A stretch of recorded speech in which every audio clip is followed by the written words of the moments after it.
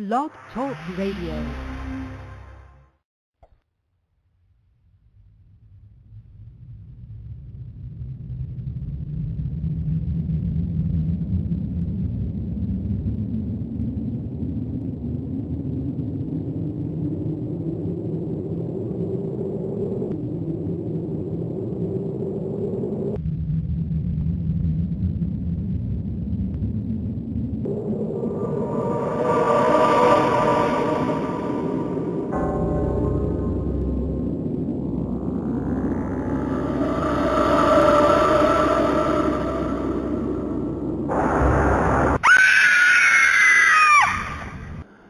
Live from Winston-Salem, it's Sunday Night Dead.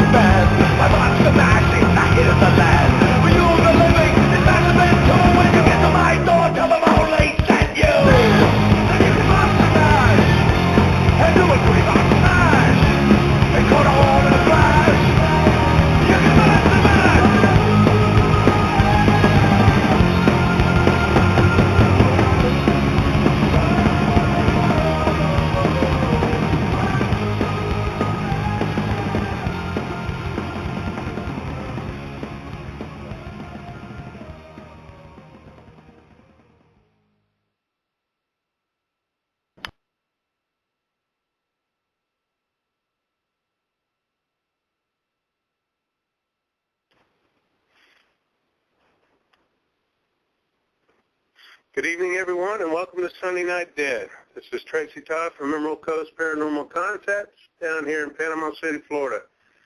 I'd like to thank all of you for joining us this evening.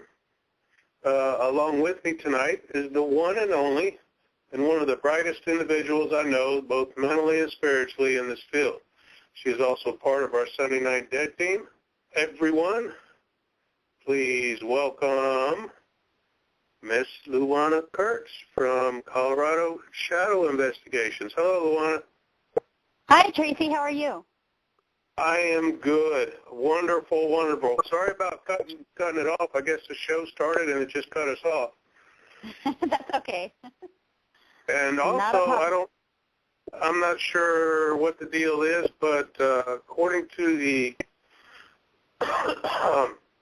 board here, it shows that we have 10 minutes left in the stream, whatever that means. Ah, okay. So I don't know. I don't know if that means in 10 minutes it's going to stop recording the show, and we can still keep going, or if it's going to shut the show off. I don't know. I guess we'll find out. See if the orbs are at work. Exactly. Well, and also we also have on the phone Kevin. He's a friend of yours. If you could introduce him. Yeah, Kevin. We have Kevin Wilson on the phone. Kevin is actually a videographer for Colorado Shadow Investigations, and he has his own productions company, 29 Frame Productions. So we're excited to have him on the show tonight to talk about The Walking Dead. So Kevin Wilson, are you with us? I am, yeah. Hi. Hey, Kevin. How are you doing today? Doing good, staying warm. How are you guys? Good. You keeping warm out here? It's getting a little cold here in Colorado. We're expecting some snow. I'm ready. I am ready for spring to get here. Yeah, me too. Me too. I think the best part of winter is when it's over. So I'm ready for that right now. We have like negative 15-ish temperatures this week, and that's just too cold. So hopefully we'll warm up some. Right, googly woogly. Seriously, what do you guys, negative 15 degrees, what is it that everybody does? I mean, do they all stay home or? No, unfortunately, most works are still open. The way that it works here in at least the local area where I live, and especially with like our kids' schools, they're kind of all over the board with things, but unless it's snowing a lot, they usually remain open. They may have like a delayed start in the morning to try to warm up a little bit. Like my kids' school this last week was on delay an hour and a half to allow it to warm up a little bit. But that's pretty extreme cold for Colorado. Most of the time it's not that cold. So, and like I've told Mother Nature, I'm trying to make an agreement with Mother Nature that if you're not going to go big, you have to go home. You cannot just snow enough to make it you. You have to snow enough to keep me home from work, or it's not worth it. Well, yeah. You shouldn't have Gotta a be deal careful what like, I wish for. because it could have been you that made the deal with her is the reason we got snow. That could also happen. I see that too. I mean, this is the first time we got snow in, 15, 20 years. Now Wow. I know what, because you made a deal with Mother Nature. I did, and that affected everybody. But sorry about that, guys. But I can't stand just an inch or two of snow. Yeah. Well, I see, they closed everything. I mean, everything. Even Walmart closed. And it was ridiculous. Yeah. But anywho, but listen, before we get started on talking about The Walking Dead, the state of Florida, here in the next couple of months, they're going to be voting on an amendment like your Amendment 64 there in Colorado, which legalized pot. Mm-hmm. For Now, recreational purposes. Yep. For recreational purposes, correct. So, where I work, and I've been there, 16 years, and we've been having meetings all week discussing what's going to happen, if they do such a thing. So Luana and Kevin, if you guys notice stuff like, I know this is going to sound petty, but like have your car insurance rates gone up, or like your workman's comp's insurance or anything like that? Has anything like that changed, gone up in price or anything? Kevin, I don't know if you know the answer to that. I haven't noticed anything with mine. I think some employees, I don't know if like employers, some employers have come out with, their regulations around that as it relates to your on-the-job requirements. And I think that's where it gets the trickiest, is for companies to decide how they'll handle that with their employee base. So you think, I don't know, I have to assume that my company would probably treat it as they do alcohol. I mean, what you do at your house is your business, but you can't come to work drunk. Yeah, exactly. That's, I think, pretty much how most of my company will operate. I think, if there's a reason, like your job is being a pilot where you're flying an airplane, there may be reasons for liability purposes that you can't have traces of marijuana in your system, that kind of thing. I don't know how that will affect everybody here, but I think it does come down to, what job responsibilities you have. And it's a little bit harder, as we know, to, know did you do it this morning or did you do, because it stays in your system for 6 weeks or whatever. So. Right. Yeah. So I wonder, and I'm sure, 99% of the workforce labor out there or the employers, their establishments are drug-free workplaces. Right. So I wonder if that will change now. I don't see that changing. I think the common sense is still coming in. You wouldn't allow an employee to come into your place of work drunk. You're not going to allow employees to come in high. The difference is it's a little bit sometimes easier to detect with alcohol. Right. I guess it comes down to, are your eyes open or are they completely shut? I don't know. Right. Just a guess on how to detect that. Well, let's hear, in our, I'm in the hospitality business, and like here, if somebody right now was to rent a room, go up in the room and smoke pot all night long, regardless of how many complaints we get about it, we pretty much can't do anything about it. I mean, now the next door neighbor of this person, they have every right to call the law. The law can come up there, and the law can do their thing. But now I wonder if they legalize it. I wonder if I wonder if all that'll still play out. I mean, can we, or would we be allowed to call the cops anymore? Right. Yeah, I mean, I think it would just have to follow kind of the same guidelines as alcohol does, unfortunately. Like if somebody's being a problem, whether you know that they have alcohol or they're under the influence of something else, you'd probably still call. I don't know how that will work, but good question. I was just curious, though. Like I was telling you in the message, I mean, I was a cop for many years. I've seen many drug-related issues. To me, marijuana is one of the, on the outside look at it, never touched it, never done it, never have any urge to do so. But as somebody looking at somebody doing marijuana and pot, to me it's just funny. Yeah. I mean, people they tend to mellow out as opposed to alcohol, which makes some people aggressive, and other drugs you might get more aggressive. I'm not saying that's the case for everybody, but right. And that's why I was telling when I think about people out there, sitting on the street corner smoking dope, all I can think about is like the show The Walking Dead. That's how I picture it. Yeah, tie it into the show tonight. There you go. Right. So anyway, The Walking Dead. I got to be honest with you and Kevin both. I only watched a couple shows, and they had an all-day marathon on today. So I tried to catch at least a couple episodes. I was so totally lost. I don't have a clue. Yeah. I know there's a sheriff. At least I think he's a sheriff. There's some guy they call the governor, who may be a governor, who may not be a governor. Just ignore that. I don't know if you guys can hear that or not.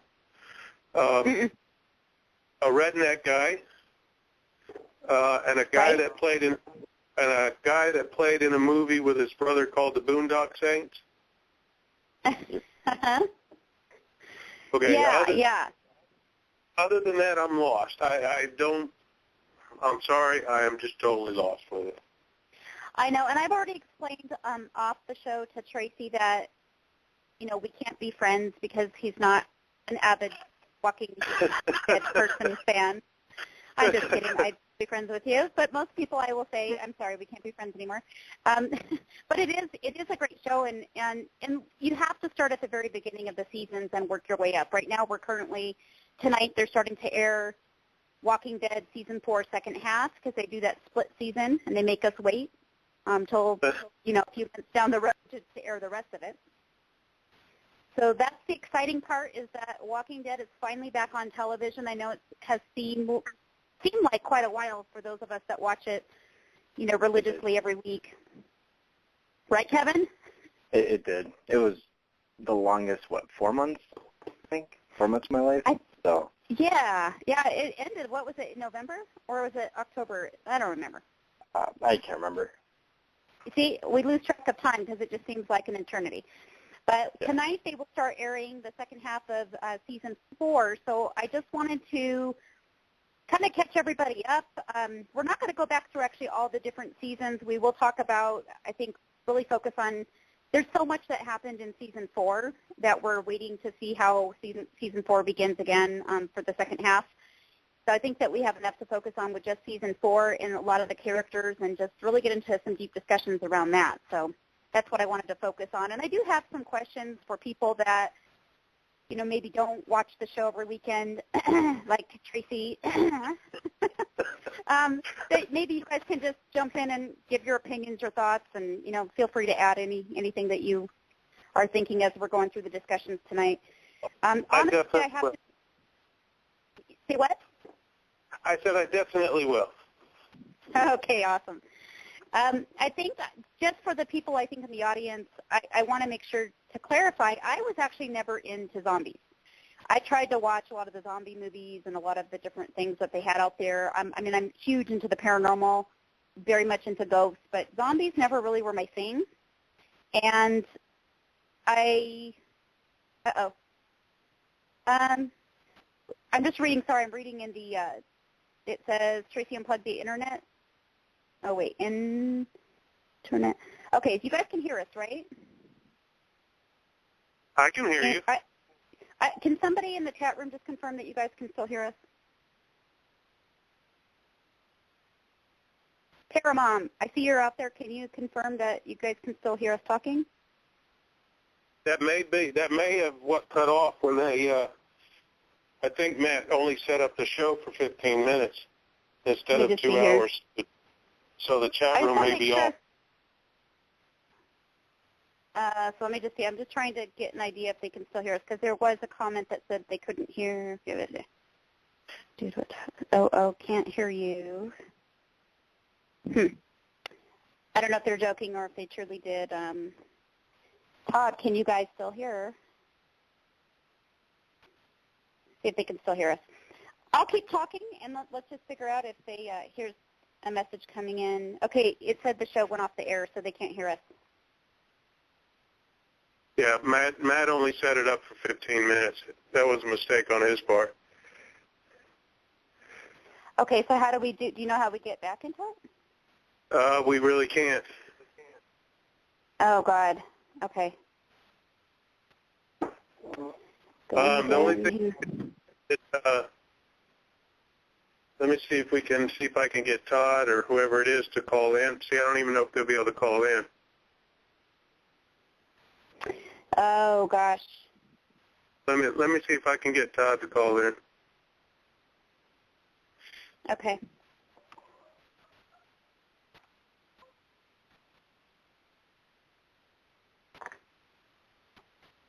Well, go ahead and keep going. Okay.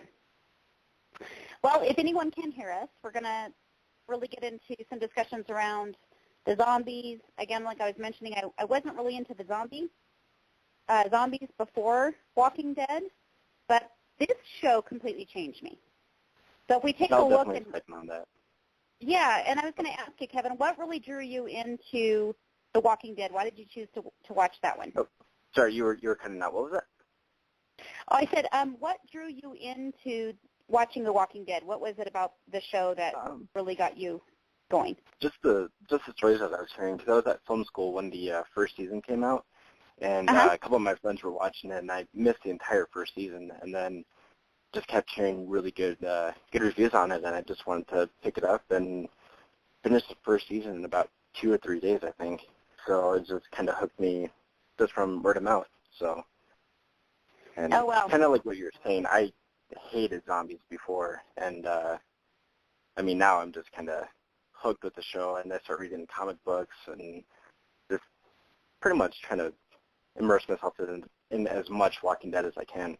So. Yeah. Yeah, I think for me, you read the comic too, right? Which you've loaned to me. Yeah, I did.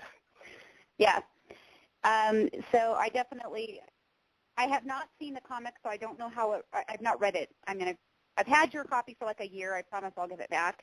But I haven't actually gotten through, which I don't know at this point if I want to read all of it. I don't know if I want to know what happens in the comic or if I just want to keep going and then go back. It's totally worth it. It's totally worth it. They're, even though the stories are fairly similar, because you have some of the same characters and some characters that aren't even in it, like Daryl and Merle, if I remember right, they're not in the comic books at all. And so there's so many different plot points as well. So it's two completely different beats. And so. Yeah, so that's definitely, I guess, something I should take the time to read up on because I really do enjoy the series on television. I think it's cool, and I mean, there's so many different ways that this series can end. It'll just be interesting to see what the writers end up doing with it. Right. So I'm just going to do a check. Ending. Yeah. Yeah, that's one of my questions later, actually, is I wanted to see where we think things will end, if we had to guess. But I guess just starting out, looking at, and Tracy, is there anything new that we found out on the people in the chat? No, I'm on I'm texting George right now, see if we can get this back up again. Okay, perfect. Okay. Hang on real quick. All right, so we'll keep talking, Kevin, because this is getting interesting. Sounds good. Okay, so a lot went on in Season 4, and I know that you and I have had some discussions about how at times in Season 4 in the first half it was kind of slow, like we were starting to get a little bit impatient, but looking back I sort of realized that they had to get everybody, the audience, up to speed on what the governor was doing and, you know, where he had been since we kind of lost track of all that. So it was building up how he's realigning with people and getting back into having an alliance again with different people. Exactly. So, and I read sorry? No, go ahead. I was just going to say I read an interview with some of the writers after the season had semi-ended back in October, November, whatever it was. And they were saying that, you know, a lot of people really want the fast-paced action Walking Dead like we've seen in seasons 1, 2, part of 3, and part of 4.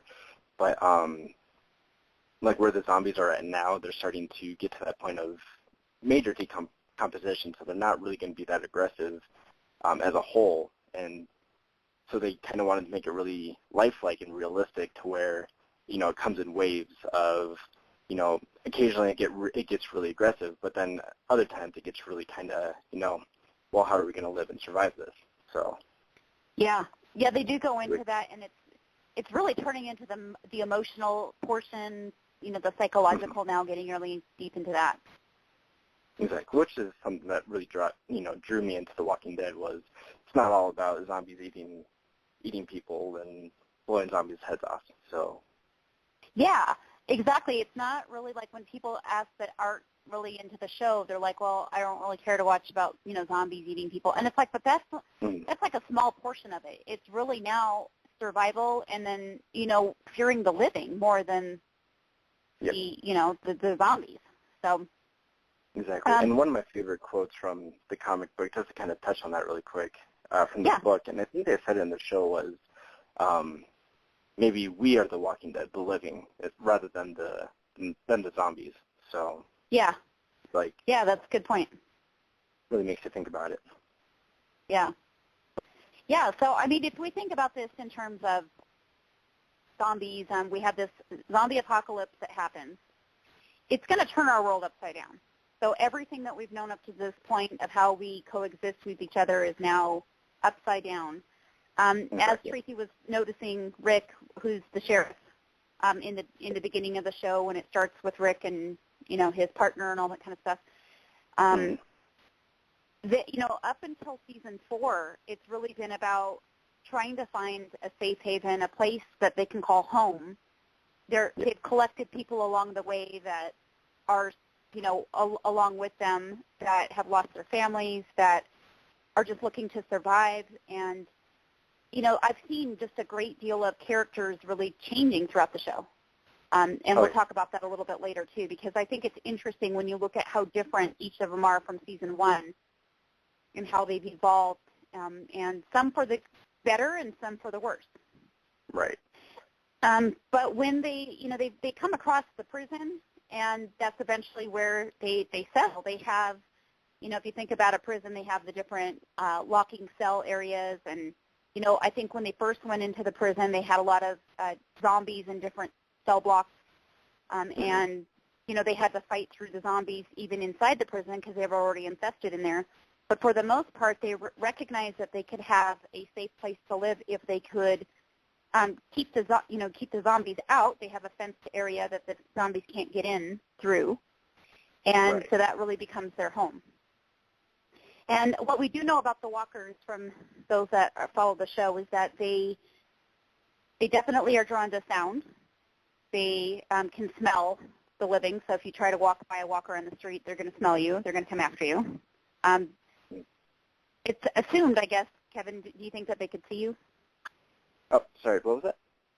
Do you think that walkers could actually see them, like they see them instead of smelling or hearing them? I think it all plays in together, because the way I look at it is the virus that they have, or whatever caused them to become these creatures, is it just activates the animal sense and the hunter sense that's, primal to us. And so I think that they can see us, hear us, and smell us, but it's whatever's the most prominent at that time that attracts them to you to be able to attack you. Hey guys, I don't mean to interrupt, but No, it's okay. George has redone the show, so I got to close out this show, and then we'll have to start another show. Okay. Okay, so Paul, I'll go ahead and get it started. You'll have to call the same number that you called again before. Okay. And hopefully it'll be the same. Yeah. Okay, George says it's the same link and everything. So, all right, let me close this out, and I'll restart the other one. Sounds good. Okay, perfect. Okay, all bye. right. Okay.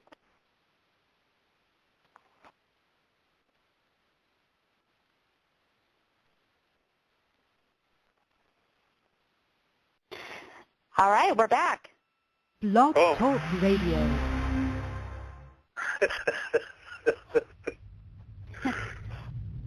Well, hold on a minute. Them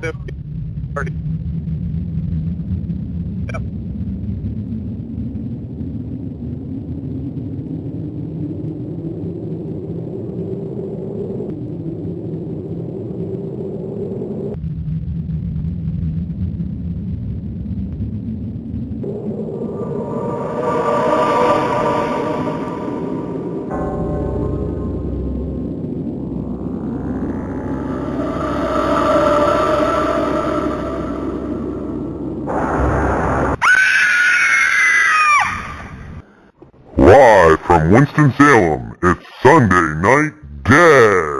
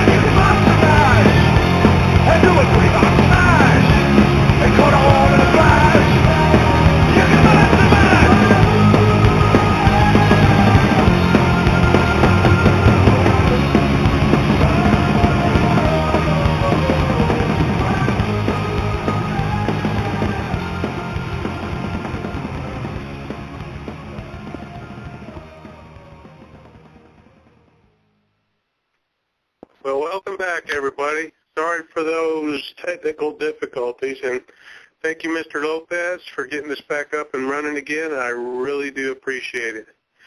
So again, on tonight's show, we are talking about The Walking Dead, a show that I particularly don't watch, but our two guests, Luana and Kevin, are, you guys aren't fanatics, are you? No, just a little bit. Yeah, we like I said, we in the beginning, I don't know what got cut off to our listeners, but I explained to Tracy that I'm making an exception, still being friends with him. So. Well, I thank you. I don't have many, and I thank you. All right, well, we'll just jump into starting the show since we had a little bit of technical difficulties. We're back up and running. And we are tonight going to be talking about finally getting The Walking Dead back on television. We had to wait for that long split season. It always seems like an eternity for those of us that watch the show. But we are now going to be able to see the second half of season 4. So just to bring everybody up to speed, we had a lot that went on during the first part of season 4, and that's what we wanted to get into tonight and really talk about some of the characters, how they have evolved throughout the different seasons, and to look at where we think the show is going to go next. So with us tonight, we have Kevin Wilson. Again, Kevin is part of Colorado Shadow Investigations as our videographer, and he also has his own video productions company called 29 Frame Productions, and Kevin is a diehard fan like myself, so he's going to be talking about some of these characters and what we think is going to go on. So, sure. Kevin, let's start back with looking at, I know that we have talked about, between you and me, we have talked about The Walking Dead, and I know that we had some frustration earlier in the season 4 because of how slow it was on some of the episodes. And so a lot actually has happened since those slower episodes and where it left off. And I know that you were mentioning when we got cut off about some of the interviews that you had watched, kind of explaining why they do that, why the writers are doing that.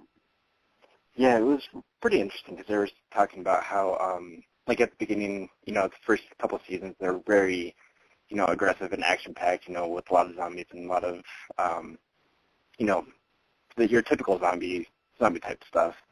But now they're just trying to get into this, like, the zombies are starting to get very slow and more decomposed, so they're not going to be very aggressive by themselves. But, when they get into their packs, then the action picks up. But most of the time it's, more of just a survival story of the people and them trying to, basically just live on the land. So.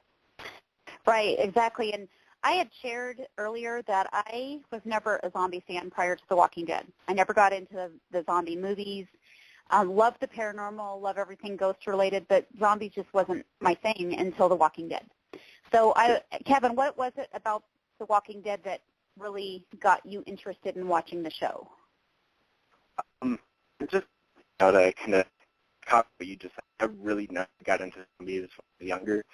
I found the moaning, Walking Dead to be very interesting. But I think what Robert Kirkman, I believe his name is, what they did with The Walking Dead was just make it much more emotional and about the people rather than just the zombies, where what we're typically used to seeing. So I think that really helped my case.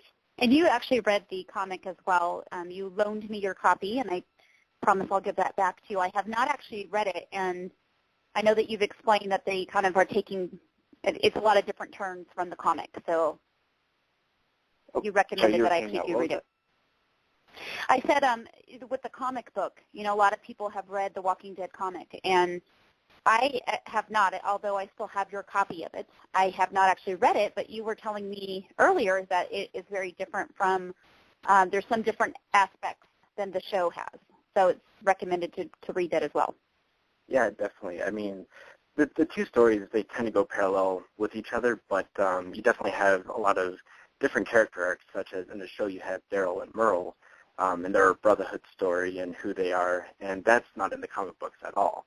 And so it's just, you have two completely different things that are happening at pretty much the same time as what you see in the show. So it's just, nice to kind of see a difference, but at the same time see a similarity. So yeah, absolutely. Well, we have some people in the chat room that are not up to speed on the show, so we want to kind of bring them up to speed on what has happened. We're not going to go into all the different seasons, but basically we have this zombie apocalypse that happens, and it turns our world upside down. I know that when we started the show, Tracy mentioned that he noticed there was a sheriff, which is Rick, and it begins really with Rick and his partner, and then the zombie apocalypse, how it happens, and him waking up in the hospital, and the hospital has been attacked by zombies. Throughout this different seasons, it's brought us up to season 4, which is up until now, Rick and the team, they've collected different various individuals along the way that are also trying to survive. And it's not just about surviving the zombies, but really surviving the living. So it's really turned into, what do you do when you're in survival mode?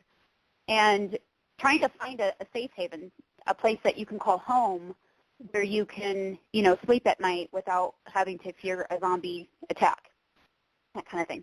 And really, in the last season, they found the prison, which is where they wanted to call home. It was safe. If you think about the inside of a prison, they had different cell blocks, different cells that they could lock away. When they first came to that prison, it was infested with zombies, so they had to clear it enough to be able to live in different cells of the prison, but it provides for them a nice exterior that is protected with the fencing and things of that nature. We have character development with the governor. So the governor becomes the enemy of Rick and the team. So we'll talk about the governor here in a little bit. And so much has happened with season 4. Just wow with everything that has gone on. There's a lot of things. Now that Rick and his team are finding the prison to really be more self-sufficient for them. They can grow their own food. They have a little garden area outside the prison. They have a small pig farm. And Kevin, I think the pigs were providing them food, and Carl, Rick's son, starts to really get attached to some of the pigs and starts making. And Rick wanted him to know, those are our food. Don't get too close to them because they're not your pets. Right.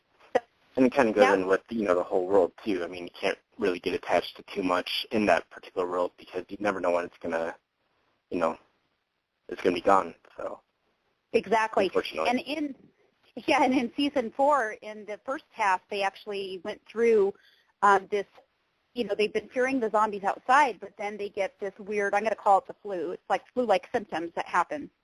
Mm-hmm. And now, they all are, not all of them, but some of them within the prison are starting to experience symptoms of the flu. And what they find is that this flu that they get is turning them into zombies. So if you get this virus, what seems to be this virus, you get sick, you have flu-like symptoms, and then eventually you turn into a walker. Mm-hmm. So what we do know is that walkers are attracted to sound, smell, probably, whatever they pick up on. I think, Kevin, you were saying whatever they sense about you the most. I think you said that before our break. But oh, yeah. As we're getting into season 4,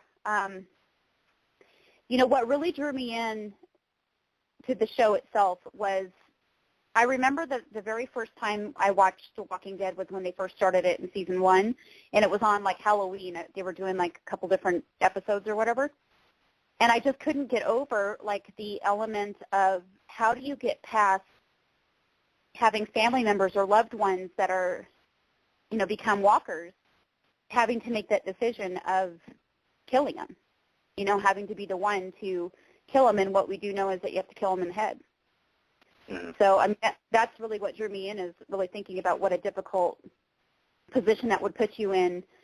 And there were people that couldn't do it, And if you think about since season 1 and how the show has evolved, if you look at Carl, the young kid who's remember his mom had Judith, the baby, and during the childbirth, she dies.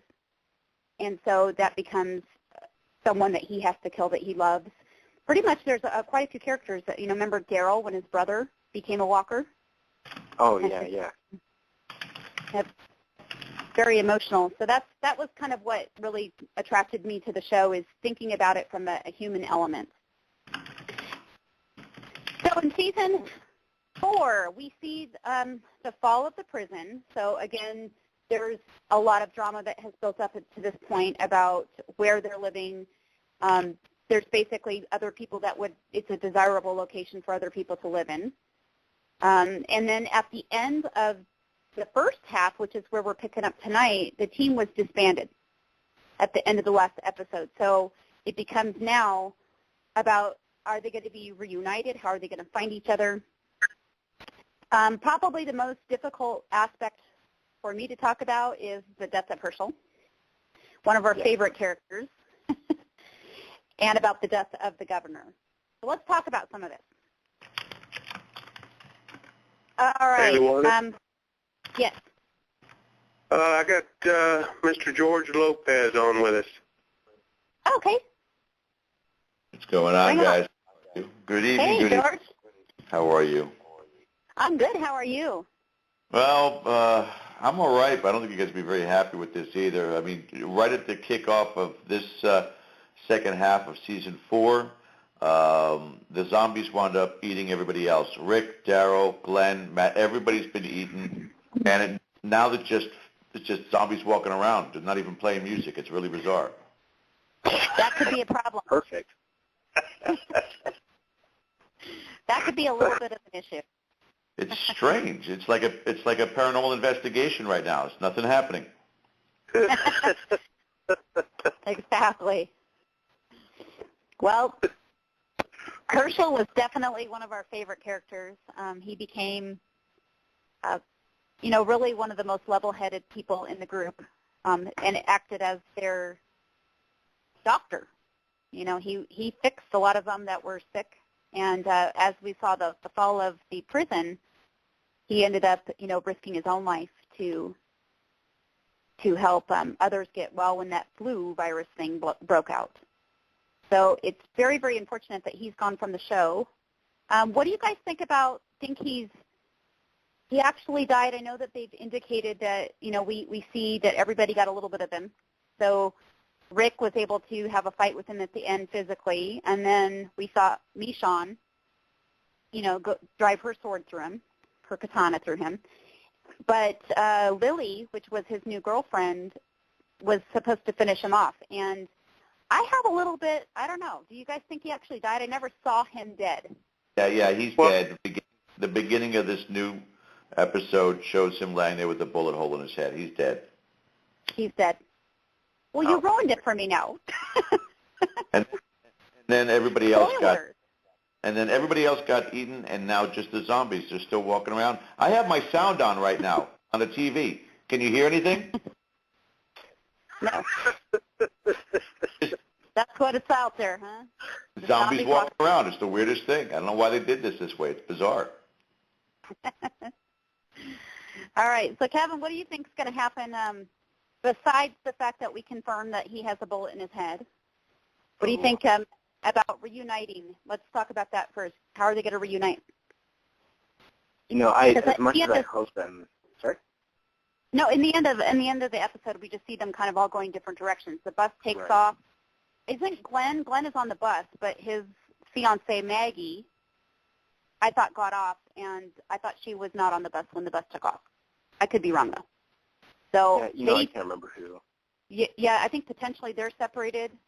And then we see that Carl and Rick go one way, and Michonne seems to be by herself, maybe. Mm-hmm. So, what do you think? As much as I hope that they all get back together, I don't know if I see it all, everybody getting back together, at least right away. So. Right.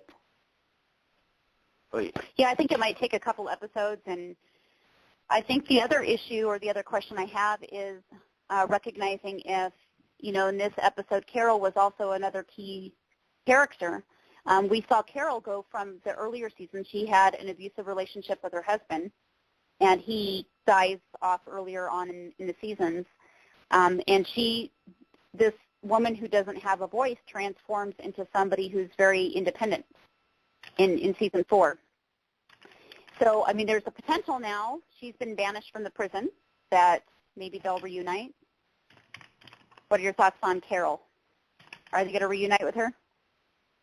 I hope that they do, because I really loved the connection that she had with Daryl, and I just loved how she really was a glue between everybody within the prison. But I can't help but think, could she possibly turn into the next governor, because of what Rick did to her? Or does she understand her place, and, what is that going to really do to her? So. Yeah, I thought about that too, if she's going to be the next enemy of Rick and whoever joins forces with him. Yeah. I got a question. Okay. The sheriff, is that Rick? Yes. Okay. Rick's going to be the next governor. Going to be the next governor. Because he's still alive, isn't he? Yeah. Okay. He was shot in the leg, and yep. Yeah, one of the episodes I saw today, he was beat up really, really, really bad. Yeah, that was probably the end of season 4, because him and the governor with the patch over his eye were fighting, and it was Michonne that saved him. Yeah, and then I saw the governor, the one with the patch on his eye. He had real long hair, a beard, and he was in some house with 2 girls, and an old man. What episode was that? Yeah, that was a couple episodes before. I think that's when the governor, they don't go into a lot of detail of what's happening with the governor after the town where he had his sanctuary and his team. After that falls apart, they don't really go into a lot of detail about where he goes after that. And then in season 4, they pick up where he basically kind of goes, he's on his knees. He's like next to dead, but sees a little girl in the window. And the little girl is what gave him a reason to keep going on. Right, next to the food truck. Yes.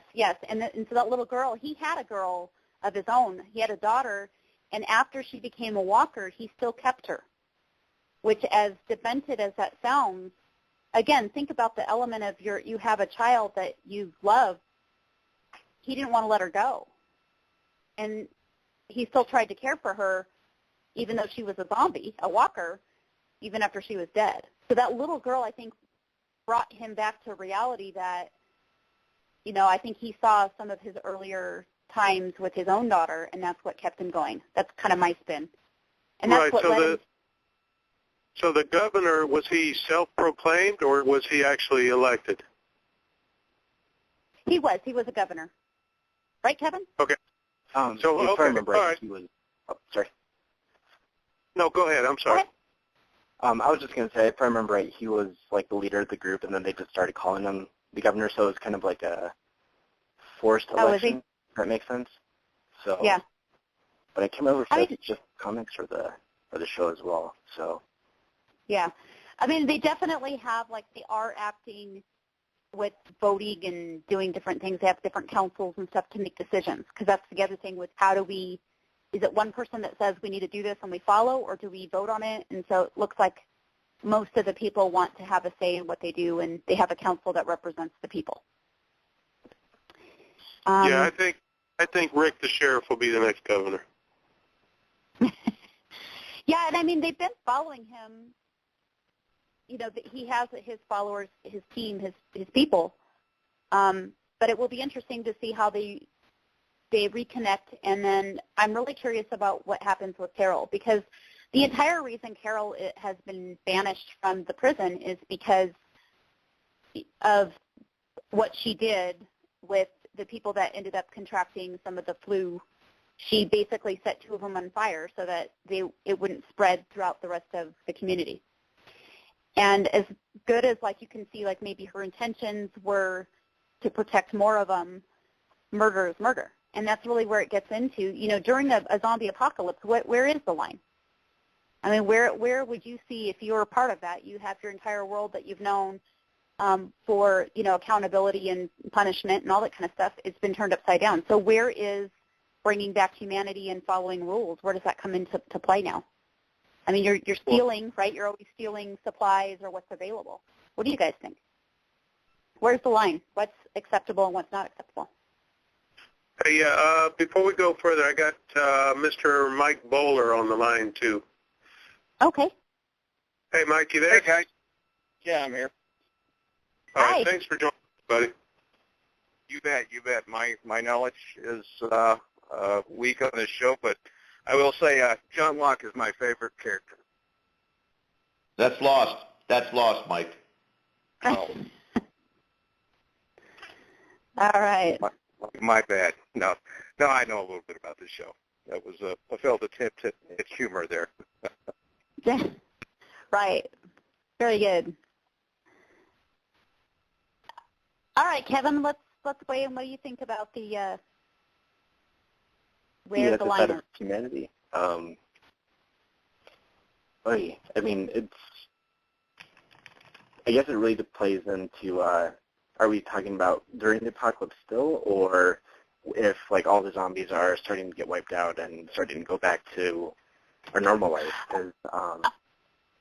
I think, like, let's take it from the perspective of during the zombie apocalypse, like, where is the line? We don't have a law enforcement like we used to. We don't have, what we've known to exist is no longer exists. It's survival mode. So where's the line? I mean, stealing is okay, but murder's not. Or murdering of just who and what. And where's the line? Yeah, I mean, in my opinion, and this just might be from my own personal beliefs, but if you have to steal your supplies, then you're gonna do that. But if, let's say, you meet Joe Smith on the street and he's not really much of a threat, why should you make a conflict between you two? And one thing I really liked about, I believe it was season 4, but Rick and the group at the prison, they had the 3 questions, and you're kind of asking for their, see how human they really are still, or if they're off the wall, governor style. And in my opinion, why would you, murder someone just because, they might be, walking in front of your path, where, someone like the governor, if he's trying to hurt you, then you kind of have to take your own actions. So, I guess. Yeah. Man. It's survival amongst the living. So I guess is what I hear you saying. Like, if you're threatened by somebody that's living, perhaps that's the right path to take. I don't know. Any other thoughts on the phone?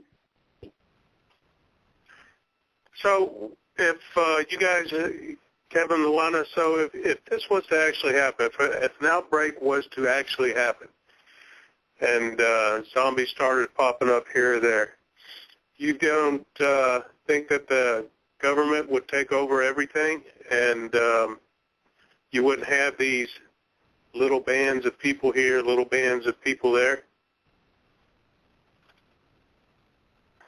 Do I think the government would take over and we wouldn't have that existed? Right. I think that much like the show, I kind of visualized that there would be a breakdown in all of that. And people would be going about trying to survive. I mean, they had God, what season was that in where they went to that government facility? Oh, it's season 1. That was in season 1? Yep. Yeah. Wasn't that where the actual original virus came out of? I think so, because it was the CDC center, and there was, if I remember right, they were setting up like or making a new virus for war threat or something like that. I can't remember what it was, but it ended up leaking out. Yeah. And, yeah.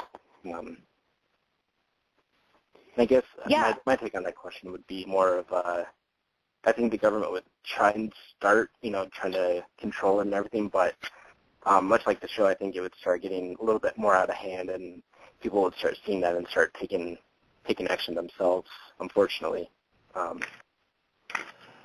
Yeah. The people would overthrow it eventually. But much like, I guess, that kind of leads into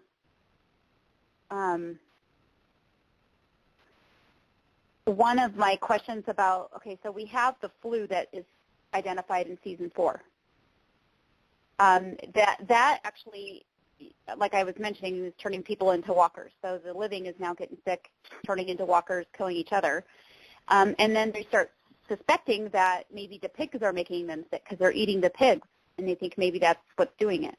They did show in season 4 one figure that is feeding the zombies. Do you remember that? A little bit, yeah.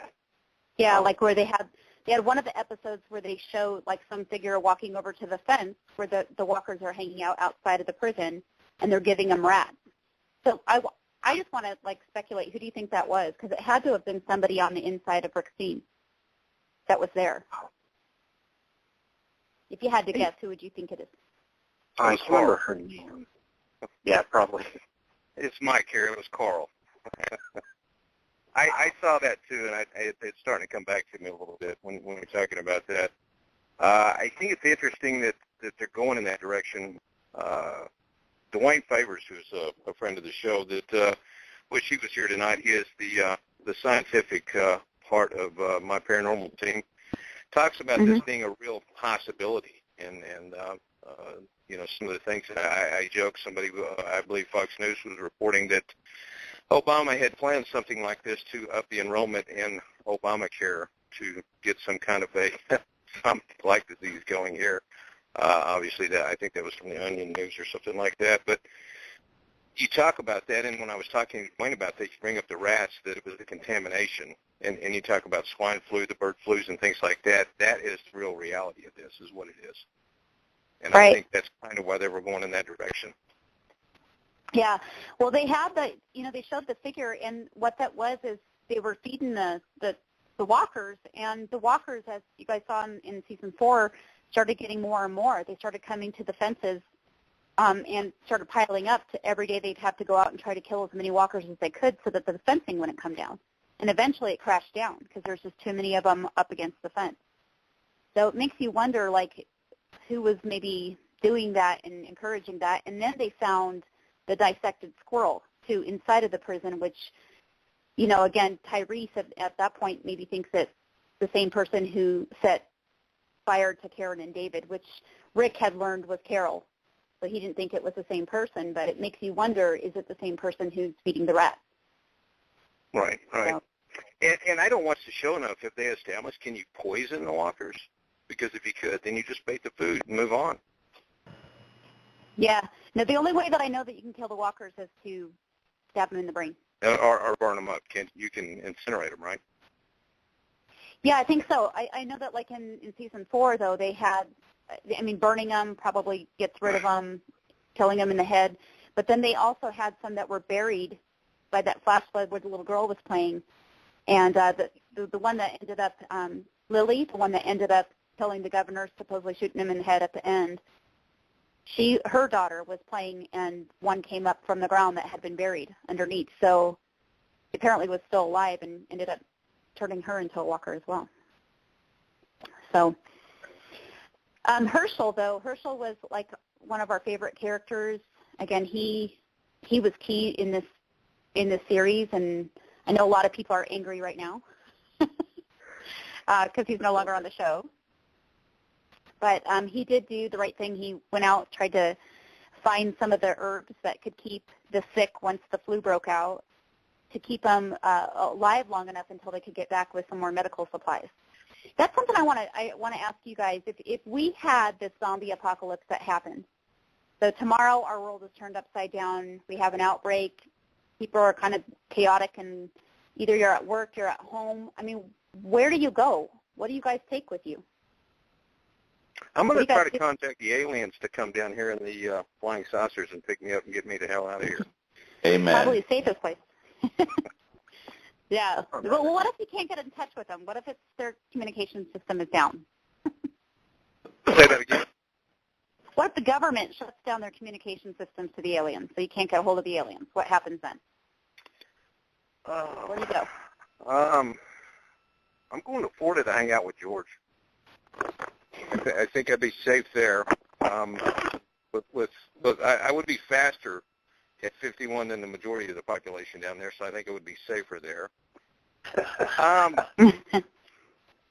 You know, bottom line, I think what you do is I think they do a genius job on the show is that if that really happened, I think they've kind of made the show out of saying, let's do a zombie show, which you can only do so much on that, and then showing society and how it would respond and react, which means there is political power, groups coming together, larger groups, some groups taking over other groups, a fight for food, medication, you know, your basic needs, and systems like that, which basically takes us all the way back to square one that we know in our history of mankind, which is basically trying to establish a community that cares for itself, and that's what you would look for, would be one that you could fit into. You know, that's right. an excellent. And Mike, you know, that to me. First of all, the aspects of what media puts together is The Walking Dead, based upon a comic book series based upon George Romero's Walking Dead, and then all of a sudden they come out with this film called World War Z. Now, some of the later Walking Dead movies or zombie movies also had these zombies running, which ups the game completely. But, you know, still when we talk about the fact of the apocalypse ever occurring, why is it that these things become flesh eaters? And it seems like they're, you know, completely hell-bent on going after the living, wondering, you know, what is the reason for that hunger? You know, was a psychological problem to that they always have to feast nonstop. That's what their search is for. It's almost as if they turn into sharks, which is just sharks swimming and they eat. Zombies just walk and eat, same exact thing. It's just a feeding thing. You know, if people wound up, as Mike said, getting some sort of a horrible disease that puts them in a zombie-esque state, is it the aspect of that they're going to go after the living and try to eat their flesh? Who's to say? Mm-hmm. You know, but Mike made an important speculation about society with all this technology around us. Communication would be gone once all of the systems were down, satellite systems were down. If these kind of things started happening and we could not use our computers or telephones or cell phones, most people out there don't own or work a ham or a radio system, which is something that many people would use worldwide to communicate. But if we didn't even have power, the aspects of Morse code, the aspects of using I have to forget the term for it, but it's a communication they use with flags, with lights, all these different things to communicate back and forth. All of that is no longer utilized. There's not many people that, except maybe some of the military, that even use that anymore. So long distance communication is completely out. So it'll be just those people that are in close proximity or find each other. And Mike's not too far off when he talks about moving down here. If he gets down here, and it was the story or movie style zombie that was going after everybody eating their flesh. I said this, I think last year when we had this show, or last season, where I said, you know, move down to Key West and blow up the bridge. And pretty much I don't think the zombies are going to walk across a couple of miles of water to get over to Key West. But, you know, moving on Key West would be the best spot to be if there were no zombies and no infection in that area. All right. Yeah, the bars never closed there either. So great. Benefit there. Kevin. Yes. What about you? See, the question was like where I would go and what I would take. Is that what it was? Yeah. Or? Yeah. What? Okay. Yeah. And this is my inner geek that came out as soon as I started watching the show. But I read a couple of books on like, you know, everything you need to know about zombies and a lot of Max Brooks books. I think. But he had mentioned that, you know, if you think about like malls or cities or, you know, small towns like Key West, you're going to have a lot of people. And so you're going to be kind of more at risk, where if you go up, let's say, into the mountains area or into the, you know, countryside where there's very few people, you have less chance of, you know, being overpowered by these zombies or these walkers or, you know, whatever you want to call them. And so I would probably go to more a secluded area in the mountains or in these countrysides just to try and stay away from as many people as I can until it's potentially cured or, or fixed.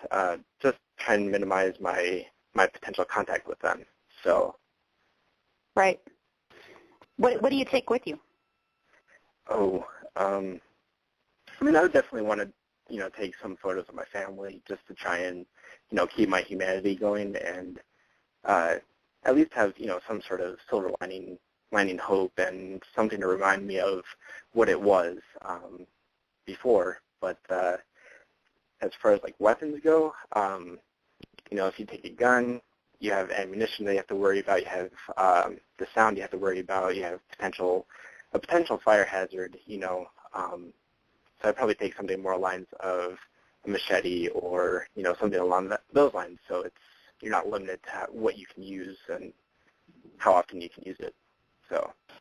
We're talking Walking Dead zombie speed or World War Z zombie speed? No, we're just, oh man, I know I thought about the World War Z stuff. That's crazy. We'll just take the slow walkers for right now. Oh, God. Scooter? Scooter. Scooter will be good enough. Until you run out of gas. And one of those outfits that they use for canine training, those would be perfect. Okay. Yeah. Yeah. Tracy, what about you? Well, for me, I'm pretty much a gun fanatic as it is, so the gun aspect of it, I'm good to go. I have a big enough boat where I can get to it, get on it, go to where the wife is, get her, and head down to the Keys to see George. Hey. Make a vacation out of it as well. Well, just stay off the coast, like Kevin said, just stay away from everybody and maybe find a small island or something of that nature. Right. Yeah, I think I'd head up to the mountains. I mean, I guess I got to look at where I am. I'm in Colorado. I'm kind of smack dab in the middle of the United States. So I'm not by a coastal area, but I do have a pilot friend, so maybe he could make some arrangements for me. Who knows? But I think I'd probably go up to the mountains, to the country. I guess that would be. I thought about this, and I have a lot of kids, so a family of 7, you got to try to provide food for all that. I would want something that hopefully there's some farm area that I could grow some of the food and be more self-sufficient, because you're going to run out eventually. No, you're totally screwed. You go to the mountains, they're gonna corner you, and if not, you're gonna get eaten by Bigfoot. Bigfoot? Well, I don't know. I could maybe train Bigfoot. Bigfoot might be used to my advantage. I would think at times like this that Bigfoot might just come out and team up with us. Exactly. Better to work together. Oh, yeah, but if he gets bitten, we're really screwed. Hey, he's a lot smarter than we are. He probably has a lot of ideas, or they are, but not that there's just one. Like big holes with spikes in them, Mike? Yeah, there you go. Well, at the end of the first half of season 4, we see that Judith, the baby, is not in her car seat where they left her. The children were actually looking after her in the chaos of the governor coming into the prison and starting what he started. So what do we think has happened with Judith? Is she a goner, or is she out there somewhere? What do you think, Kev? Like the hopeful side of me, I really hope that she's fine. But realistically, I mean, if she is with the 3 kids, that's the realistic side of that. How would that play into survival? Unless we meet up with, Daryl or Michonne or one of them. Right. What do you guys think? Anything else? Any other thoughts on Judith? It'd be interesting to see if she died either of natural causes or got shot during the gunfight. And now there's the first baby zombie I think we've actually seen, unless I'm wrong on that. I don't think we've seen a baby zombie yet, have we? We haven't. That'd be a new one. There you go. And then all of a sudden, Rick comes upon her and doesn't want to kill her, so that he becomes the new governor. No, I'm just kidding. I didn't even think about that. Well, I thought a while back when Carl was responsible for killing his mom, when she died during childbirth, I thought that I didn't know if he had it in him to do it. So I was expecting at some point to see her as a zombie walking around, which we haven't seen, but maybe Judith will be the first. I don't know. That's an interesting twist, yeah. What do they do at that point? Right. Well, she can't be that dangerous, so they could start trying to figure out a way that they can maybe reverse the process. Just tie down the little baby zombie and try different things. Yeah. Testing. I think somebody picked Judith up. I don't think she's dead. I think in the chaos of everything, somebody was bleeding. I think that explains the blood in her car seat, but I don't think she's a zombie. I don't think they got her. I think somebody grabbed her at the last minute, and I think she'll come back in. Definitely. What if you found a dentist and had them remove all their teeth and sewed their mouth shut? What if what? What if they had a dentist remove all their teeth and just completely close their mouth up? Give them a tube. They come by and get a bag a day fluids. Problem solved, it sounds like. They did a version, part of the storyline in World War Z was that, and that was in Korea, where they were removing the teeth of all of the military members on the base. In case they got invaded, they took everyone's teeth out. So if they did get infected, they couldn't bite and infect anyone else. So that was a concept they were going with. And then, of course, there's Michonne, who takes the lower jaw off of some of the zombies and takes their arms off, so they're basically docile, and she uses them as pets. So they're coming up with stuff. I think that's where they probably will go with this next season, is kind of my idea. Like you're talking about, George, they're almost like they were the packing mules, that used them for transportation. Packs on them, put them on a chain, and they become slaves. Yeah. And just to kind of add on to what you were saying about, sewing the mouth shut and preventing the biting, if you go back to, I think it was season 2 or season 3 when we last saw Shane, Shane was not bitten, but he actually turned into a zombie from the infection in the air. And so there was a line during that season that said, well, we're all infected, it's just a matter of time. And so I think, by sewing the mouth shut, you're just kind of prolonging the inevitable that, the next set of zombies are going to arise again and take over again. So. Yeah, good point. Has there been, on the show so far, has there been like a half-breed, so to speak of? A zombie, but it's got full senses? No. Not that I can remember, no. Feel like a near zombie experience. You almost became a zombie, but then you came back like a near-death experience. Yeah, I mean, that's like flu. Yeah. Yeah. And they had the flu outbreak, which was pretty similar, where they were able to get, medicine that cured them, right? I mean, they were sick. Yeah, they were sick. That's what they did the supply run to the animal hospital to get some of the stuff, and Herschel took care of them until they came back with those supplies. I don't know what they injected the living with to bring them back. I don't know if it was so much that they were going to become a zombie at that, but they were just sick and going to die because they also have other medical needs. But if you go back to Herschel, the reason Herschel lost his leg was he was attacked, and they amputated quick enough to keep him from getting fully infected. Would be the perfect example of that. Yeah. Yeah, I mean, it was weird. Like, they had the people that, as you started experiencing the coughing and, your lungs would fill up with blood and things like that, then eventually you'd die. But then within moments, you'd come back as a walker. And you guys are... Huh? Go ahead. I was going to say, you guys are more into this than I am with Herschel. I know everybody, including Mary Ann, loved Herschel. Who's to say Herschel's not still a part of the show as a spirit? I mean, if we're going to go zombies, can we start bringing a few ghosts into this as well? Well, and that's what it led you to believe, and what it was with season 3, when Rick was kind of like they didn't know if he was hallucinating, but he was seeing ghosts. He was seeing Lori. That's right. So Herschel may become the perfect one now. He's there to help, but he can't be attacked.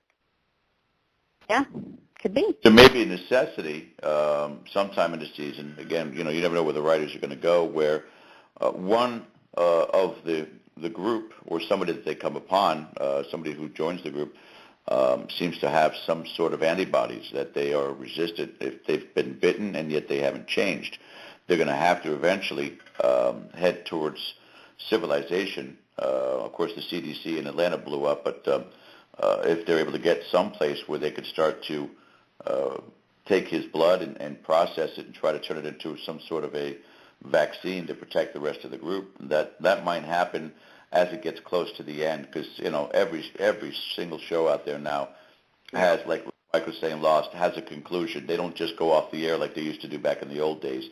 So they'll have a serious finale somewhere along the way. That might be the direction that they'll go. Right. But Mike brought a point up. How come they haven't gotten to the coastline and gotten a big old ass yacht? Yeah, Gilligan's Island. Here we go. I mean, whatever. But they're in Georgia now. Atlanta's probably 8 hours to the coastline, but they can get down to Savannah, and then from Savannah they can take the intercoastal waterway out to the open waters. I'm sure they could even find those huge barges, like the Captain Phillips type barges that they could live on, and it's like a floating city. They kind of use that in World War Z, and in World War Z, that's what they did. They wound up having a floating island of a whole bunch of ships that are out there that obviously the zombies can't get to then, and so long as nobody gets infected to get on board, they're perfectly fine. I'm sure that this is not the first time somebody's asked of this, or even probably wrote to the producers and said, why aren't they making these? But how can the show continue if there's no zombie involvement with it? So I guess that's why they're prolonging it and not making them come up with that kind of an idea. Just my thought. Right. No, it's a good thought. Yeah. Definitely. Oh, sorry. Sound like you're about to say something. Nope, it's all you, Kev. Do you have a question? So I was just going to ask, if you guys were confronted with, let's say, a spouse or a family member that was turned, how would you personally act upon it? And both, how would you want to act upon it, and how would you think that you would actually physically act upon it? Depends on what you need them for. If it's somebody you have emotional ties with, if it's just a girlfriend, removing the teeth is not a bad thing.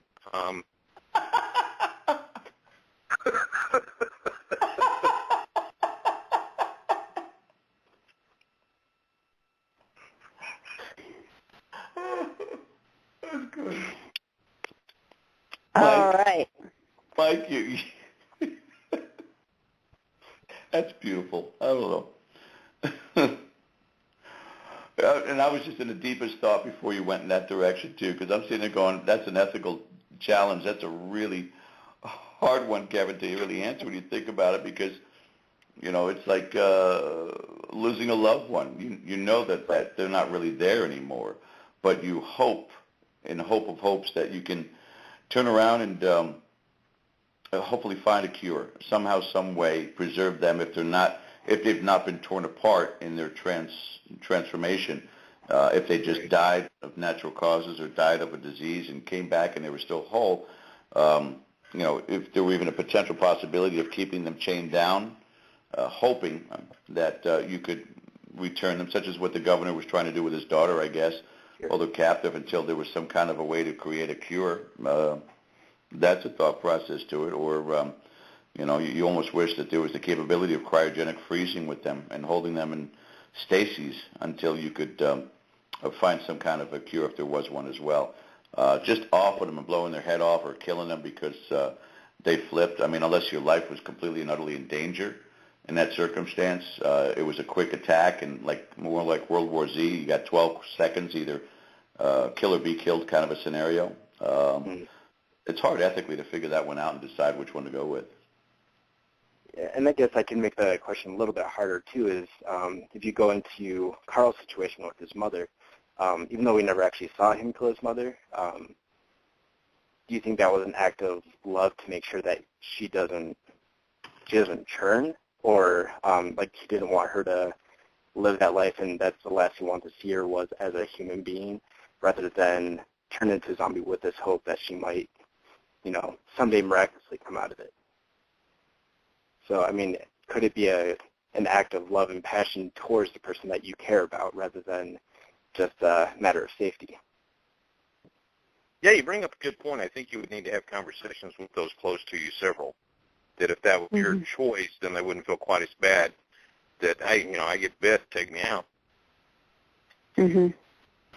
Well, as we've seen on the show, I mean, that's been difficult for each and every one of them. They've all had loved ones that they've lost that they've had to make that decision.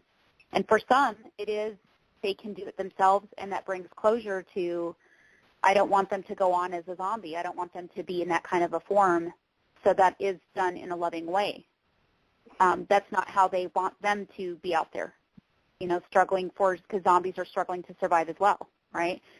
And then for others, it brings up, I mean, I personally, I don't think I could do it. I don't think that, like, looking at your kids, or your husband or your mom or your dad or whatever, I don't know that I would be able to do that. Even as much as I love them and I wouldn't want them to be in that form, I'd have to have somebody else do it for me, I think is where I'd go. Sure. Yeah. That almost creates a job. That almost creates a market then for somebody that could come in and do that for you, which is starting to organize society. Yeah. Yeah, exactly. I didn't even think about that. Yeah. Yeah. And you see different characters throughout the show that have changed and evolved. You have some like Carol, for example, who started out with having that she didn't have a voice, she wasn't able to stand up for herself, to the end of last, the split season, she was all of a sudden very independent, almost too independent. She's become very hardened throughout this experience. And then you have people like Michonne who have kind of gone the opposite. And Daryl, Daryl was the redneck. Daryl was, kind of on the path of his brother, coming from being beaten, poverty-stricken, that kind of thing. Through now he's evolved and his character has changed. And he finally has found people in the community with Rick, in Rick's community, that he can trust and that trust him. So it's changed each of them. And Michonne was very hard in the very beginning, and now her story's starting to unfold a little bit. Which brings me to my next question of, what is her story? From the little bits and pieces, for those of us that have watched the show, what have you guys collected from Michonne? I know that she had a kind of a breakdown when she was asked to hold the baby Judith, which to me leads me to believe like maybe she had a child of her own. I don't know. I'm hoping her story unfolds a little bit more. What do you think Michonne's story is, Kev? Well, having read the comics, there's a little bit more backstory with her. So, I mean, I don't want to really touch too much just in case it's, spoilers for future episodes. But from where we're at in the show, I definitely think she has, seen things and had to do things, like you were just talking about with possibly her family or, loved ones. And it really put her behind a rock and, built up her shell. And I think she pretty much lost all faith in humanity until she met Andrea. And then they got, into the prison. And I think she's just starting to feel like she has another family again and able to let all these emotions out finally. And, seeing Judith, the new word maybe, it's given her a new sense of hope that, well, there's a new generation that's coming and, maybe we can get through this. It may not be me per se, but, there's now hope in this world. So. Right. Anybody else want to weigh in? I don't know enough about that situation there to go. I kind of agree with what he said. Michonne, to me, is more of a superhero in this whole role of everybody else involved. I mean, she's She's fearless. She's got the deep, dark secrets, almost a dual identity. She is brutal with her samurai sword. And again, her first introduction to her, again with Andrea, but she had these two zombies already set up and as her pets, if you will. She's been through this since the beginning, and I think in the circumstances, whatever hardened her in the loss of family, loss of a child, maybe just separation, maybe the child wasn't even with her when the outbreak occurred, that she's just been on this mission ever since, and maybe I know many of the different issues in this show and in the storylines, they've their missions have gone awry and they've gone in different directions, and she gets every once in a while tries to get back on site where they put, who knows even in the circumstances what she saw with the governor, the way the governor was holding on to the daughter, that really hit her to the core as well, and that's why she went so psycho on him. There was more to it than just the way that he was torturesome to her. The way that he was keeping the daughter probably set her off as well. But, yeah, I agree. I think that there's going to be more of a tale about her family relationships and the way that the little baby affected her. So we'll see. I think it's going to be something that everybody's going to look forward to finding out about. My concern about the entire aspect of this show is you never know who's going to die next, except for those people who are avid fans of the comic books who've been watching for reading them for a long time. And even from what I understand, the excerpts of this second half of season 4, people have already said, yeah, I remember that scene from the comic book. I remember this scene from the comic book. So they're going almost true to tale with the story to it. And the only thing that I could think of is as they continue on that, those people that we tend to grow closest to or get really fascinated with that character, such as Herschel, and we lose them, it kind of pisses people off, and they want to, they want to hang on there and try to find somebody new that they can follow. And Michonne might be that one for a while, but she may be gone by the end of the season. You never know.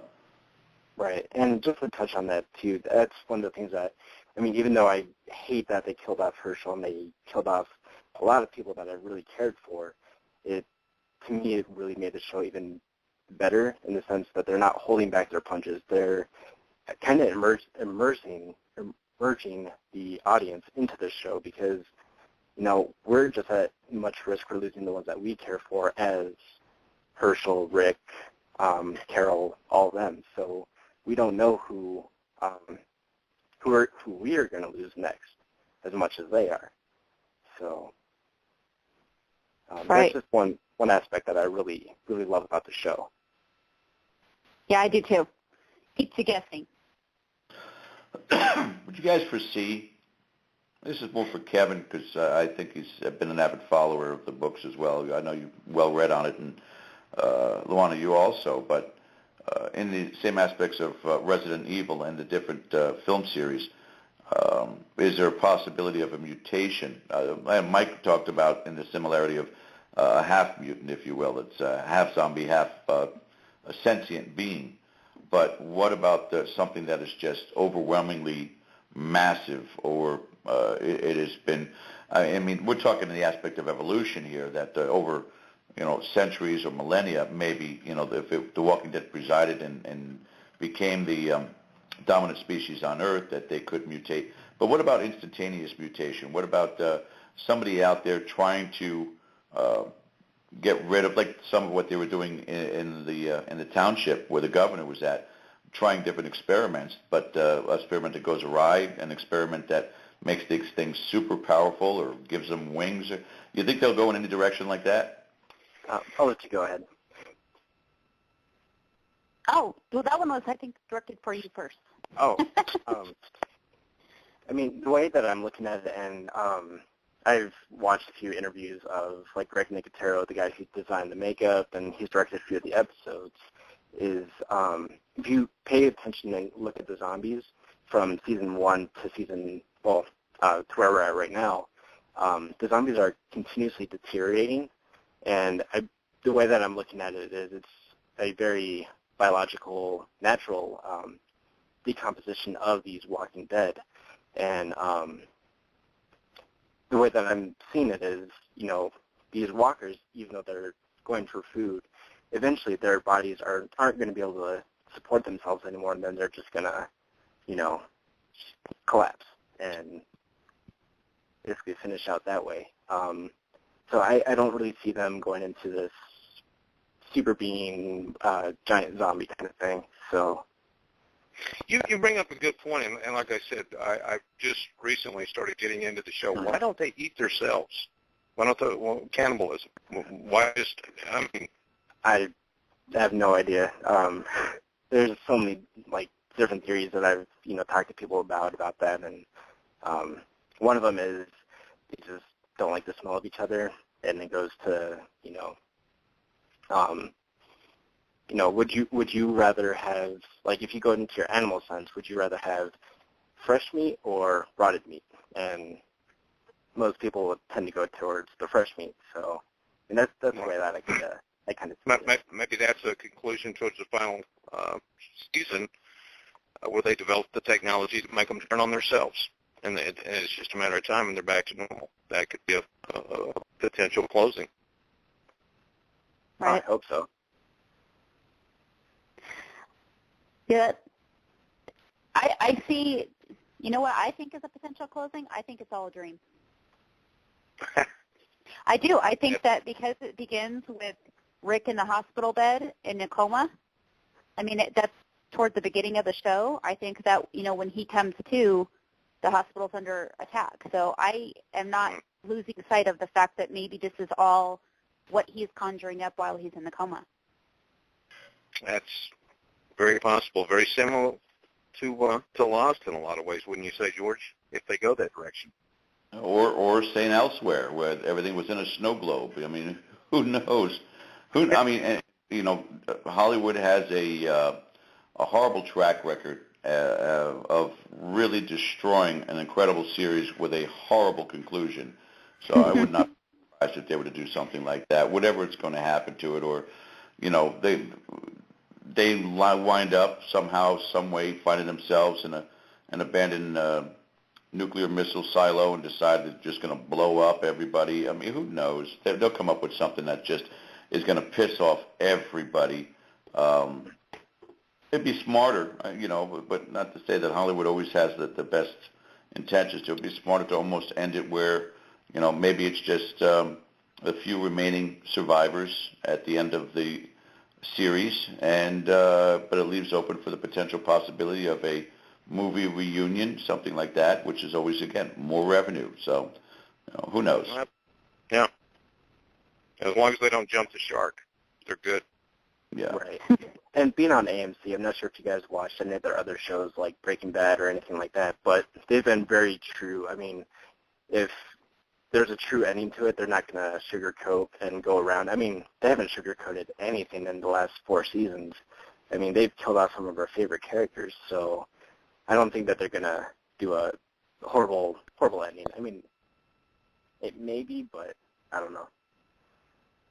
Yeah, they'd have a lot of upset fans, but you never know.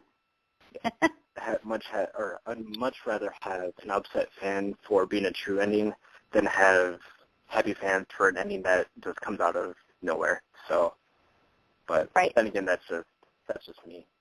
What would be really cool is at the end of the series, what would be really cool is if they found out that the entire apocalypse began with the guy who was making drugs from Breaking Bad, and he made this really bad drug, and everybody got infected with it. Exactly. I think they speculated that on one of the Talking Deads. Yeah. And then he wakes up to be... And George was telling me just the other day, we have inside information that Zach Bagans, the final season and episode of Ghost Adventures, the house he bought, he's going to become possessed and locked up. Yep. Wow. So, Luana, in the show itself, does it, at any given time, does it talk about other cities and whatnot being overrun too? They've been focusing on their local area. They don't have contact with, other areas, but it seems like a given that it spread everywhere. That's what I wondered too, is at what point do they venture, out to keep going and drive to another state, another place to see what that's like? That's a great question, because you think about Mexico. and they, with the climate that they've had, almost third world, they're so creative in the things that they do. You can see yourself going to Mexico where they figured out a simple, easy way to herd them and sell them and turn them into pack meals or something like that.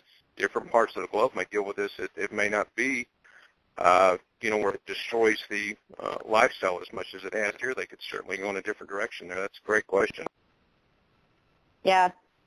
Yeah, they really don't get into too much of that because it's just given that they can't communicate, they don't have, there's not enough, power's not on, those kinds of things, so they don't really get into the other states. But, I've often thought about that, like, could you just keep going? They went from the farm location, they found the prison, but, I know that resources are limited. They're still having a hard time. They don't really go into the time frames, but you've seen Carl grow up a little bit.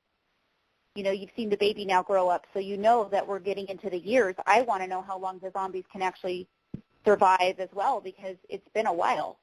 And I know new people are dying, and that's starting the clock over for some of those zombies. But, how long can they actually survive? Well, true, but what is it, what do they indicate in the show? Why do they stay there in Savannah? Well, there's various reasons, and Kevin, you can weigh in as well, or any of you guys. From what I've observed, it's more of, they're trying, that you have limited resources. So I'm assuming that you have to try to find a means to get around. You have to have a car. They were just having problems finding batteries that were still working for vehicles. So they had to go into different towns to see if they had working batteries in their cars to make their cars run. So it's things like that you just are limited access.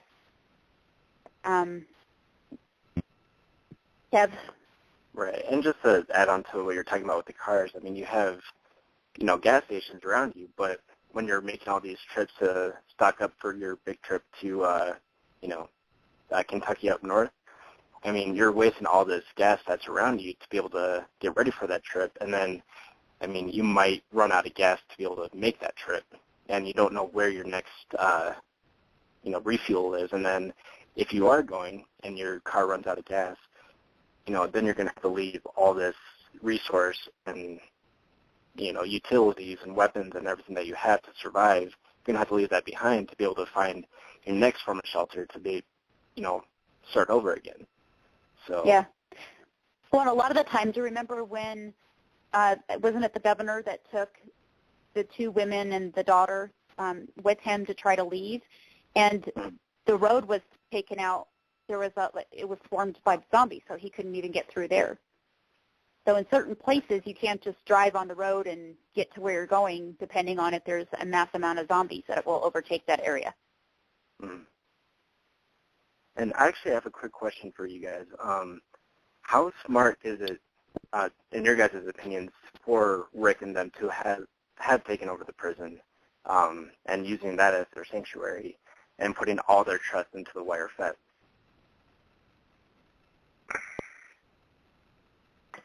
I think when they were on the farmhouse, it was too vulnerable, too open. This is probably the best, next to maybe an old classic fort, which there are those that are in Georgia from the Civil War, but looking for something that does have some kind of fortification. But they had everything possible there as far as bathroom facilities, even if they didn't have the plumbing. If they had food supplies.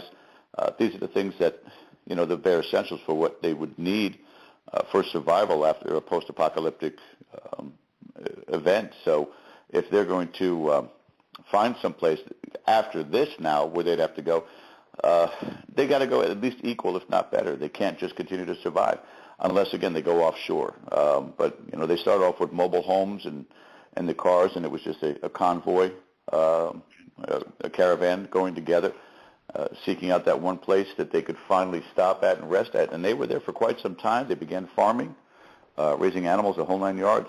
But, it's almost as if it's brilliantly done the way that it is that no matter where they go, it's like this whole event, not just necessarily that the zombies creep up on them, but this race for death. That death keeps following them wherever they go, whether it's the aspect of the illnesses that came upon them, the death of their animals, the threats of other human beings. It chases them down no matter where they go to. And it's a great aspect of keeping that story fresh and changing up, but no matter which direction they go next, if they get all together again during this season, they're going to have to find another location to get to. However fortified it is, something will overtake it from the aspect of death that chases them down in this series. Okay. I've always thought maybe a moat with alligators. It'd be good, but maybe they don't eat dead meat either. You know, they just want to. No, they eat dead meat. I've fed alligators dead chicken, so yeah, they probably would be good. But they'd have to move to England, though.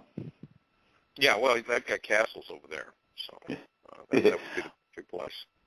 Here's the thing that, you know, going back and not rehashing any aspect, but, you know, Lost was probably one of the best series that was just captivated the viewers. I mean, so much so that there were YouTube posts of behind the scenes. I mean, they were really building up so much of it. Even the Oceanic Airlines, you could make reservations for flights, even though it's a non-existent airline, but they really went all out.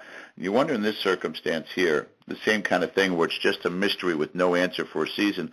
But what if, just what if, while they're traveling along, they see a jet airliner just flying above? They have no idea its origin because it's, you know, 30,000 feet above, but they see one, which gives them the indication that there is civilization that's going on there, but they don't know where its origin is from or where it's going to, and they have no way of communicating with it. Too high up for a flare, but it would certainly pose that possibility that life continues, that there is civilization out there somewhere. They just don't know which way to go. Is that plane coming or going to a destination, or coming from? So who's to say? But I'd love to see something like that, just to make everybody go, oh, great. So they're in the wrong place at the wrong time. Yeah, that'd be interesting. They don't actually go into any of those details yet. They haven't actually shown anything outside of where they signs of life anywhere else. So it'd be interesting. Right. And I would hate to see an airliner. Like if I was in that situation, just yeah. Right. Did they not? Take it the wrong time, but I thought it was in this season. Didn't they not turn a car radio on at one point in time and hear music or something? Or am I getting that wrong? Yeah, I remember that, yeah. But they never found the origin, did they? No. Yeah, it was a dead air broadcast. Thanks, Mike. That's perfect.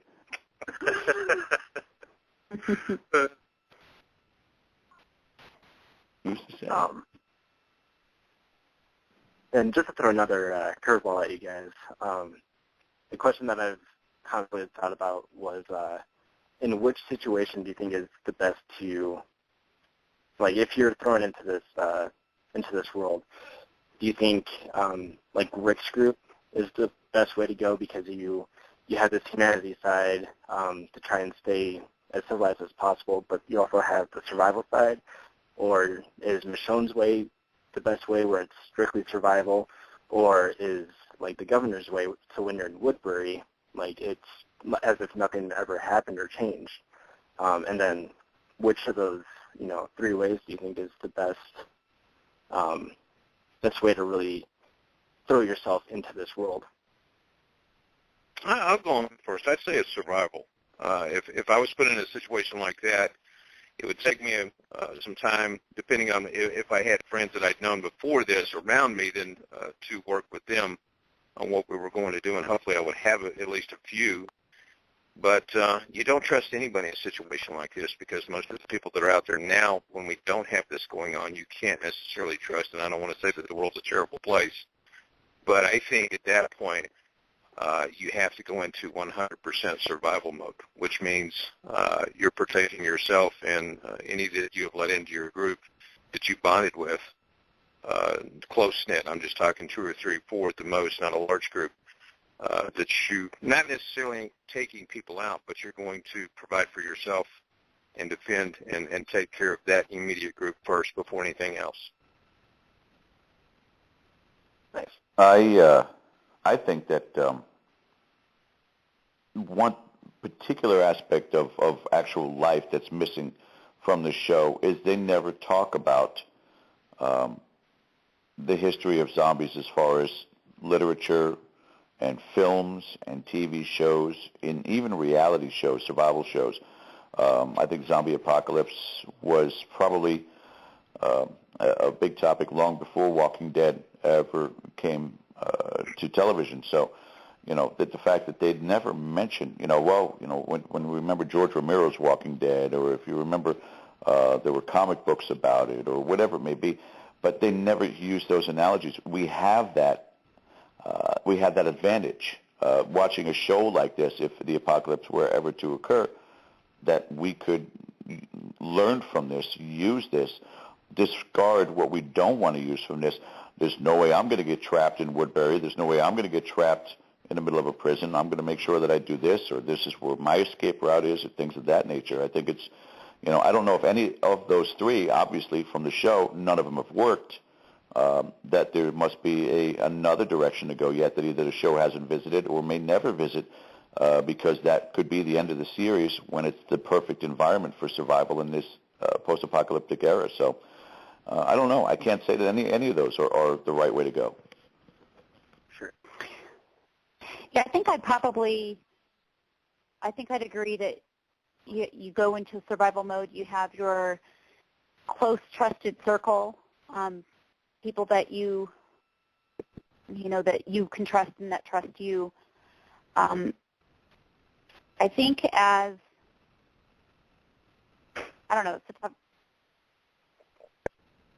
was someone just trying to say something?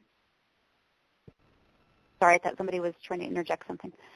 But I definitely think that you have to go into survival mode. I think a lot about what they did in season 4 with the children, where the children, Carol was teaching them how to kill and how to use the weapons. And there's a part of you with knowing how our world is today without the zombie apocalypse that kids need to be kids, and teaching them to kill and how to use weapons is not allowing them just to be kids. But the reality is the world has changed. You want your kids to be able to fight if they have to, if that's the difference between getting attacked and becoming a zombie or living.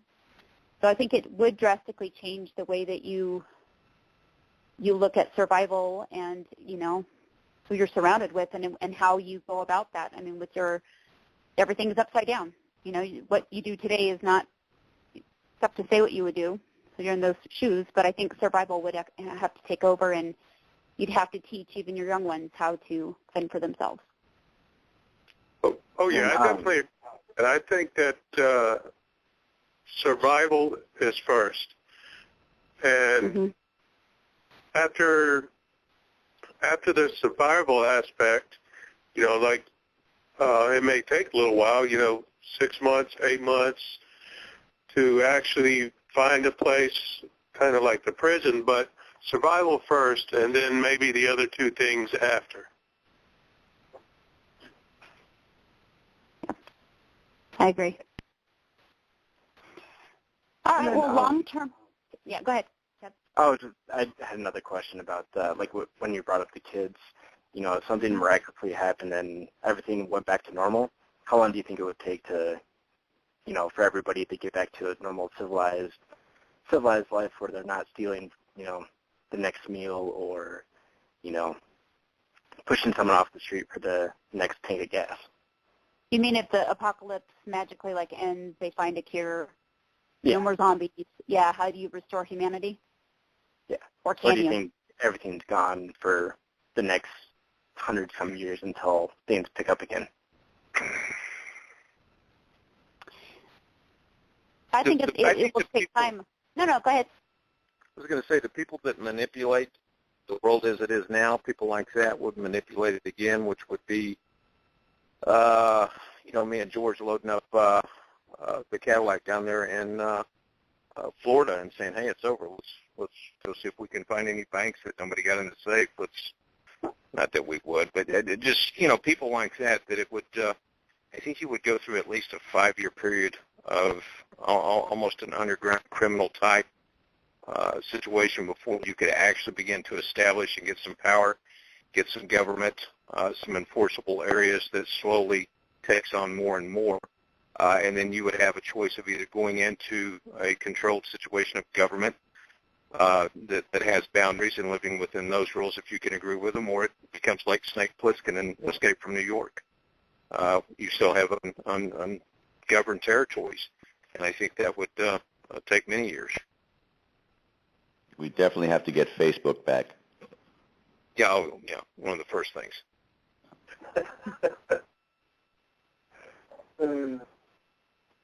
Maybe MySpace would be better coming back. MySpace. Yeah.